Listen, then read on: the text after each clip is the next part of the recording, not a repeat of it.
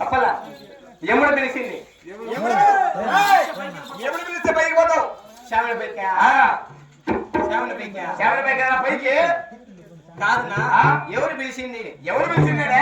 అప్ప చిన్నారెడ్డి